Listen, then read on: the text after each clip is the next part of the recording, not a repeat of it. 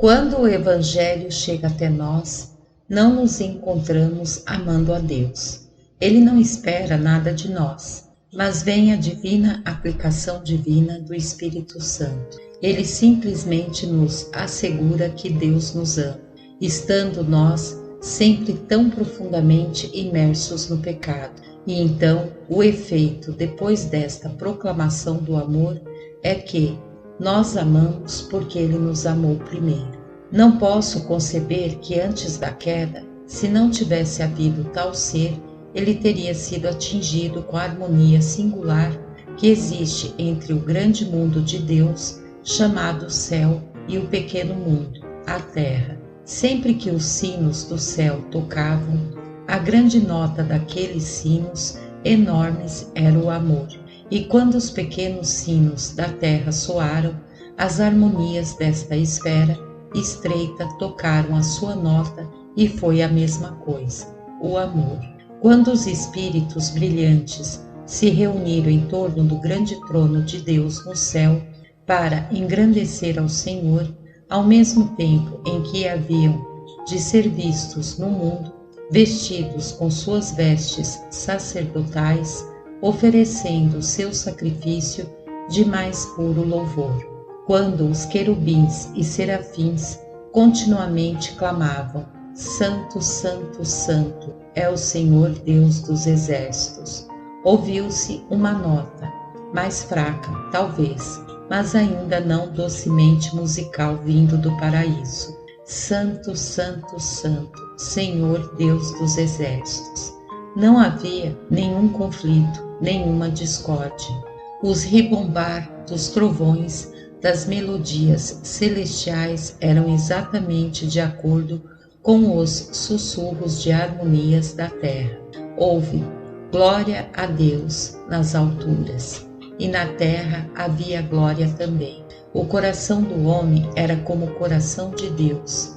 Deus amava o homem e o homem amava a Deus. A grande maioria dos homens ainda é inimiga de Deus por suas más obras. O dia está chegando quando este mundo será um paraíso novamente. Jesus Cristo, que veio pela primeira vez a sangrar e sofrer para que pudesse lavar o mundo de sua iniquidade, está vindo pela segunda vez para reinar e conquistar, para que ele possa vestir a terra com glória. E o dia chegará quando tu, ó Espírito, ouvirá novamente a harmonia eterna. Mais uma vez, os sinos da terra estarão em sintonia com as melodias do céu. Uma vez mais, o coro eterno encontrará que nenhum cantor está ausente, mas que a música está completa. Não há luz no planeta, senão aquela que vem do sol. Não há luz na lua, senão aquela que é emprestada. E não há amor verdadeiro no coração, senão o que vem de Deus. O amor é a luz, a vida e a forma do universo. Agora, Deus é vida, luz, caminho e para coroar tudo, Deus é amor. A partir desta fonte transbordante do infinito amor de Deus, todo o nosso amor a Deus deve saltar. Esta deve ser sempre uma grande e certa verdade, que o amamos por nenhuma outra razão senão que Ele nos amou primeiro. Nós acreditamos que onde o amor nasce no coração do homem, todas as maravilhas da providência de Deus e da criação podem excitar aquele amor novamente, estando lá já. Mas nós não fazemos e não podemos acreditar, porque nunca vimos tal exemplo, que a mera contemplação das obras de Deus jamais poderia levantar qualquer homem à altura de amor, onde Deus é mais resplandecente em suas obras e mais generoso em seus dons. Ali o homem tem sido mais vil e Deus é o mais esquecido. Temos curiosamente questionado o povo de Deus e acreditamos que todos os questionaram em todos os tempos, mas nunca tivemos senão uma resposta a esta pergunta: por que você amou a Deus? A única resposta foi: porque Ele me amou primeiro. Já ouvi homens pregarem sobre o livre-arbítrio, mas eu ainda nunca ouvi falar de um cristão que exaltou o livre-arbítrio em sua própria experiência. Eu ouvi pessoas dizerem que os homens de sua própria vontade podem voltar-se para Deus, crer, se arrepender e amar. Mas eu ouvi as mesmas pessoas, quando se fala de sua própria experiência, dizer que eles não se voltaram para Deus, mas que Jesus os procurou quando eles eram estranhos, errantes do rebanho de Deus.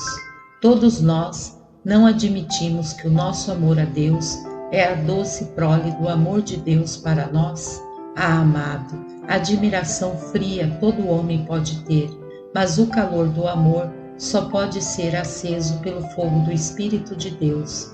Que cada cristão fale por si mesmo. Vamos todos manter esta grande e cardeal verdade de Deus, que a razão do nosso amor a Deus é a doce influência de sua graça.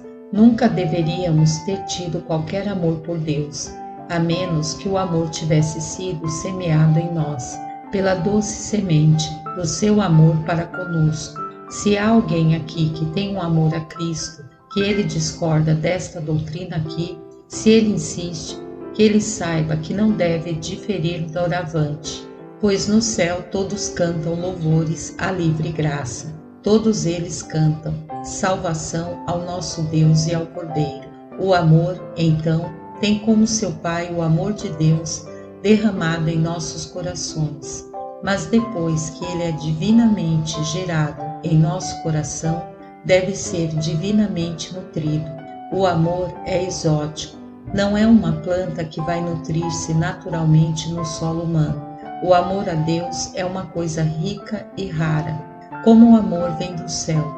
Portanto, deve-se alimentar de pão celestial. Ele não pode existir nesse deserto, se não for alimentado de cima e alimentado por maná do alto. De que, então, o amor alimenta? Ora, se alimenta de amor. Aquilo que veio a produzir torna-se seu alimento. Nós amamos porque ele nos amou primeiro. A primeira coisa, então, que o nosso amor se alimenta, quando é apenas uma criança, é uma sensação de favores recebidos. Pergunte a um jovem cristão por que ele ama a Cristo, e ele irá dizer-lhe: eu amo a Cristo porque ele me comprou com o seu sangue. Por que você ama a Deus, o Pai? Eu amo a Deus, o Pai, porque ele deu seu Filho por mim. E por que você ama a Deus, o Espírito? Eu o amo porque ele renovou meu coração. Tudo isso é para dizer que amamos a Deus pelo que ele nos deu. Nosso primeiro amor se alimenta da comida simples de uma recordação grata das misericórdias recebidas. E observe, por mais que cresçamos na graça, isto constituirá sempre uma grande parte dos alimentos do nosso amor. Mas quando o cristão cresce e tem mais graça divina, ele ama a Cristo por outra razão. Ele ama a Cristo porque ele sente Cristo merece ser amado. Confio agora, eu posso dizer que eu tenho em meu coração um amor a Deus. Os apóstolos não se limitaram a amar Cristo pelo que ele havia feito por eles. Você vai encontrar em seus sonetos e em suas letras que o motivo do amor é que ele tinha comunhão com eles. Ele lhes mostrou as mãos e o lado. Eles haviam caminhado com ele nas aldeias. Eles haviam ficado com ele em canteiros e bálsamo. Eles haviam entrado no círculo místico da comunhão. Eles sentiram que eles amavam Cristo, porque ele era todo glorioso e era tão divinamente justo que, se todas as nações pudessem contemplá-lo, com certeza elas iriam amá-lo também. Ouvi dizer por médicos que, se um homem está doente, não há lugar tão bem adaptado para ele como o lugar onde ele nasceu. E se o amor cresce doente e frio, não há lugar tão saudável para que ele vá como o lugar onde ele nasceu, ou seja, o amor de Deus em Cristo Jesus, nosso Senhor. Deixe-me dizer-lhe onde o amor nasceu. Amor nasceu no jardim do Getsemane. onde Jesus suou grandes gotas de sangue. Foi alimentada no palácio de Pilatos, onde Jesus mostrou suas costas para o arar do chicote e deu seu corpo para ser cuspido e açoitado. O amor foi alimentado na cruz, em meio aos gemidos de um Deus expirando, sob as gotas de seu sangue. Foi lá que foi nutrido. Sois minhas testemunhas, filhos de Deus, de onde veio o seu nascimento, se não desde do pé da cruz? Você já viu essa doce flor crescer em qualquer lugar, se não ao pé do Calvário? Não.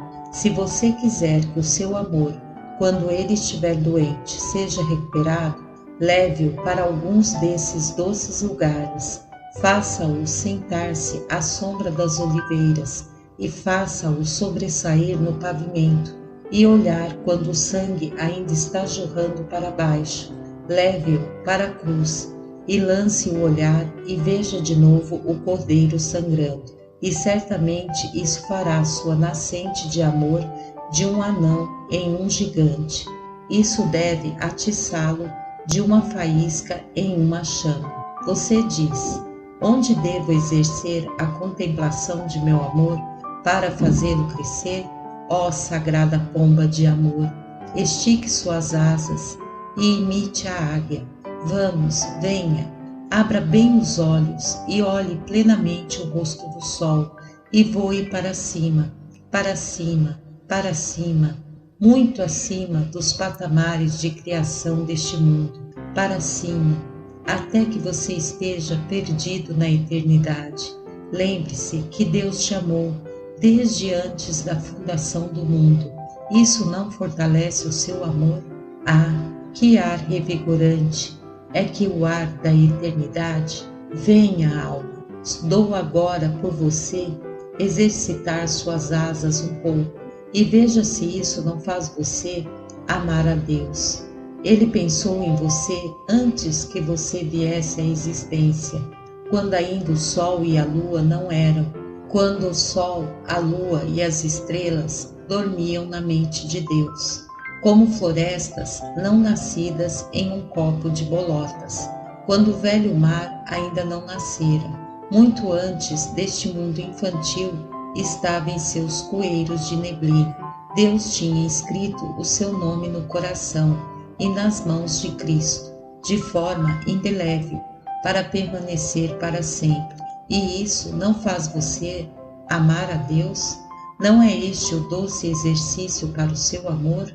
Pense no modo pelo qual o Senhor teu Deus te guiou no deserto. Pense em como Ele te alimentou e vestiu-lhe todos os dias, como Ele te suportou com os seus maus modos, como Ele colocou-se com todas as suas murmurações e todos os seus anseios após as panelas de carne do Egito, como Ele abriu o rocha para saciá-lo e alimentá-los com o maná que desceu do céu. Pense em como sua graça tem sido suficiente para você em todos os seus problemas, como seu sangue foi um perdão para você em todos os seus pecados, como sua vara e seu cajado têm confortado você. Ele nos amou primeiro, mas isso não significa que Ele irá deixar de amar, pois Ele é o Alfa e o Ômega. Ele é o primeiro e será o último.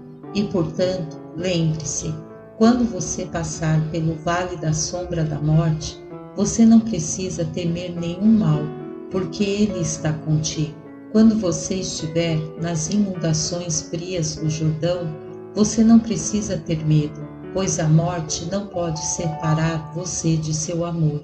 E quando você entrar nos mistérios da eternidade, você não precisa temer, porque estou certo de que nem a morte, nem a vida, nem os anjos, nem os principados, nem as potestades, nem o presente, nem o porvir, nem a altura, nem a profundidade, nem alguma outra criatura nos poderá separar do amor de Deus, que está em Cristo Jesus, nosso Senhor. Romanos 8, 38, 39. E agora, alma, não está o seu amor renovado? Isso não faz você amá-lo? Não fizeram um voo sobre essas planícies ilimitadas do éter de amor inflamar o seu coração e obrigá-lo a deleitar-se no Senhor teu Deus? Está aqui o alimento do amor. Nós amamos porque Ele nos amou primeiro, e porque neste primeiro amor há o compromisso e a promessa de que Ele nos amará até o fim. Você não sabe que a esposa e família de Cristo estão aqui? E se você o ama, que não segue como uma influência natural que você amaria sua noiva e sua descendência? Ah, diz alguém, Cristo não tem noiva na terra. Será que Ele não tem? Será que Ele não esposou para si mesmo a sua igreja? Não é a sua igreja a mãe dos fiéis, a sua própria esposa escolhida? E que Ele não deu o seu sangue para ser o seu dote? E não tem Ele declarado que nunca vai se divorciar dela, pois Ele odeia o repúdio, e que Ele irá consumar o casamento no último grande dia em que Ele virá para reinar com o seu povo sobre a terra? E Ele tem filhos aqui, as filhas de Jerusalém e os filhos de Sião. Quem tem me gerado estes? Não são eles os filhos do Pai da eternidade, príncipe da paz, o menino nascido, o filho dado? Certamente eles são. E se amamos a Cristo, como nós pensamos que fazemos, como nós fingimos que fazemos, amaremos sua igreja e as pessoas. E você ama a sua igreja? Talvez você ama a parte a qual você pertence. Você ama a mão. Pode ser uma mão que está decorada com anel de brilhante de muitas cerimônias nobres. E você ama isso. Você pode pertencer a alguma pobre denominação. Pode ser o pé, e você ama o pé. Mas você fala com desdém da mão, pois é decorada com grandes honras. Embora talvez vocês da mão estejam falando levianamente daqueles que são do pé. Irmãos e irmãs, é uma coisa comum com todos nós o amar apenas uma parte do corpo de Cristo e não amar o todo. Mas se nós o amamos, devemos amar todo o seu povo. Oro para que a igreja nestes dias possa ter um espírito mais amoroso para com ela mesma. Devemos ter prazer no avanço de cada denominação. A igreja da Inglaterra está despertando de seu sono? Ela está surgindo como uma fênix das suas cinzas? Deus esteja com ela e Deus a abençoe.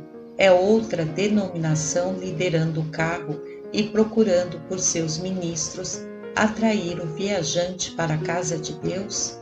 Que Deus esteja com ela. É o metodista primitivo trabalhando na cobertura à vala, trabalhando para o seu mestre? Deus o ajude. Está o calvinista buscando defender Cristo crucificado em todos os seus esplendores? Deus esteja com ele. E o outro homem com muito menos conhecimento, pregando muitos erros, mas ainda tem que pela graça sois salvos, mediante a fé. Então Deus o abençoe e possa o sucesso estar com ele sempre. Se você amasse mais a Cristo, você amaria toda a igreja de Cristo e todo o povo de Cristo. Em verdade vos digo que quando o fizestes a um destes meus pequeninos irmãos, a mim o fizestes. Mateus 25:40. Ao rejeitar a petição dos pobres, quando você poderia tê-los ajudado, você rejeitou a Cristo. Se você quiser alimentar a Cristo, alimente-os. Mas você diz que você está disposto a lavar os pés de Cristo? Ah, pois bem, e você pode fazê-lo. Não tem ele filhos caídos?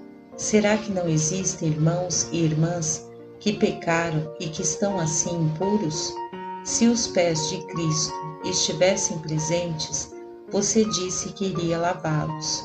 Então, se um cristão se afastou, procure restaurá-lo e levá-lo mais uma vez ao caminho da justiça. E você quer encher as mãos de Cristo com a sua generosidade?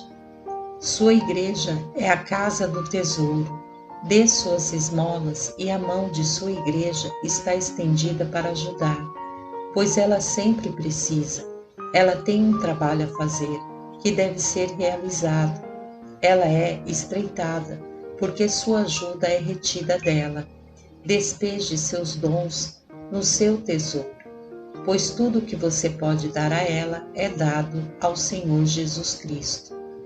Eu tenho medo que com muitos de nós aqui presentes, se não tivéssemos mais amor do que temos agora, devemos sair da Inquisição como miseráveis apóstatas da fé. Mas agora, lembrem-se de Cristo. Ele foi exposto a torturas que eram de longe mais tremendas. Não há mecanismo de crueldade romana que possa igualar a tortura terrível que forçou um suor de sangue por todos os poros. Cristo foi açoitado e ele foi crucificado, mas havia outras aflições invisíveis para nós, que eram a alma de suas agonias. Agora, se Cristo, na hora da provação dolorida, havia dito: eu renego os meus discípulos, não vou morrer. Ele poderia ter descido da cruz. E quem poderia o acusar de maldade? Ele não nos deve nada. Não podíamos fazer nada por ele. Pobres vermes, seria tudo o que ele iria renegar. Mas o nosso Mestre, mesmo quando o sangrento suor o cobriu como um manto de sangue, nunca pensou em renegar-nos, nunca.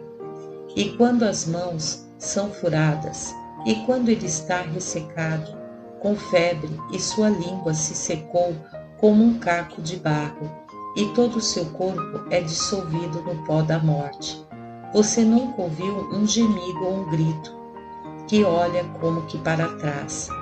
É o brado de alguém determinado a ir, embora ele saiba que deve morrer, em sua marcha para a frente. Este foi o amor que não poderia ser detido com a morte, mas venceu todos os horrores da sepultura. Homem novo no seminário, esta é a tua sorte, ser escarnecido, porque você é um seguidor do Salvador, e você vai voltar atrás de seguir a Cristo, por causa de uma zombaria? Você, mulher, você é escarnecida porque você professa a religião de Cristo. Deverá uma risada dissolver o vínculo de amor que tece o seu coração a Ele, quando todo o rugido do inferno não poderia desviar seu amor de você? E você que está sofrendo porque você mantém um princípio religioso, você está excluído entre os homens? Você não vai suportar que a casa deve ser despojada e que você comerá o pão da pobreza em vez de desonrar um tal Senhor? Você não vai sair deste lugar com a ajuda do Espírito de Deus, jurando e declarando que na vida venha a pobreza, venha a riqueza, na morte, vindo a dor, ou aconteça o que acontecer, você é e sempre será do Senhor. Por isso está escrito em seu coração: nós o amamos, porque ele nos amou primeiro.